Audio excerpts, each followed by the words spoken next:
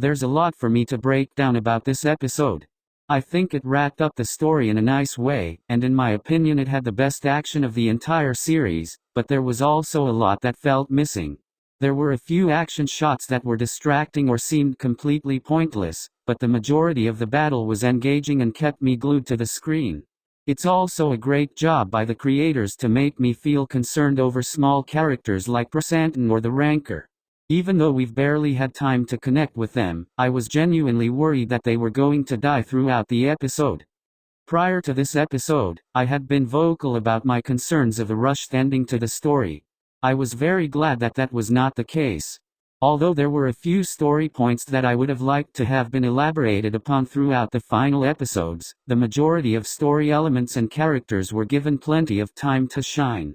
Everything about the story made sense and flowed smoothly, and the action was a blast to watch.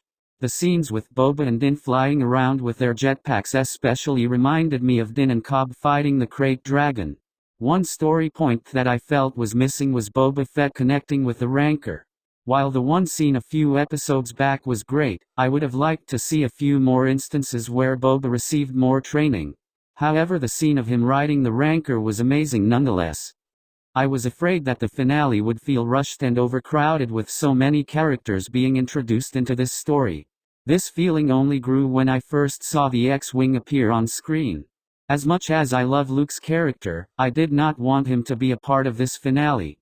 Thankfully, it was only Grogu. I wasn't expecting him to appear at all in the finale. Like I said in my last review, I was content with waiting until the end of the year to see what his decision was. But even though this is a Boba Fett series, Grogu's appearance made this episode so much better. Not only is his chemistry with Din absolutely heartwarming, but his scenes provided a few calmer moments to ease the tension. Speaking of easing the tension, the character of Peli Motto has grown on me tremendously since her first appearance. She's a more comedic character that is basically the eyes of the audience in the story.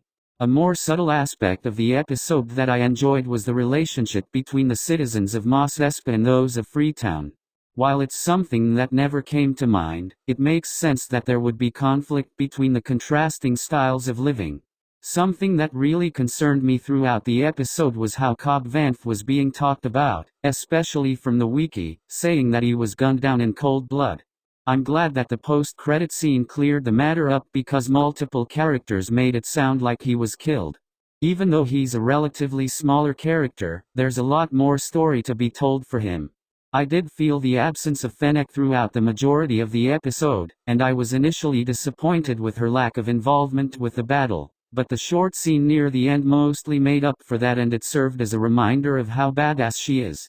I also don't think I would have cared as much if we had gotten to see more of her in the past few episodes. A major development throughout this series has been about Boba Fett learning from his time with the Tuskens and becoming a better person. Not only was I extremely disappointed with how the Tuskens were involved in this episode, but in Boba Fett's duel with Cad Bane, it seemed that he resorted back to being a bounty hunter. Now this may have been intentional, as the history between the two was mentioned multiple times, so having a prominent figure of Boba's childhood show up could have caused him to regress back to old habits, similarly to how Din regressed back to the life of a bounty hunter after losing Grogu. The idea of changing and taking on a new life versus regressing to old habits has been a prominent theme throughout the series. This may also just be my bias, as I was very disappointed to see Cad Bane die. He was on the older side, and it made sense for it to be Boba to kill him, but after getting his introduction into live action last week, it feels like the character had so much potential in this time period. I am very interested to see how the story progresses from here. As much as I loved Grogu's role in the episode, I was hoping that he wouldn't return to Din until partway through The Mandalorian Season 3 so that we'd have more time to see Din alone again. Although I doubt that they are done playing a part in this interconnected story, Boba's and Fennec's story has seemingly been wrapped up, as well as the situation on Tatooine. With The Mandalorian Season 3 being the next time we see these characters again, we'll likely have to wait until December to see what happens. In the Name of Honor wraps up the story that the series set out to tell, taking the time to incorporate most of the important story elements and characters from throughout the series, earning a rating of 9/10. Make sure to like, subscribe, follow me on social media, and comment down below what content you'd like to see in the future. As always, thank you all for watching, and remember, the Force will be with you, always.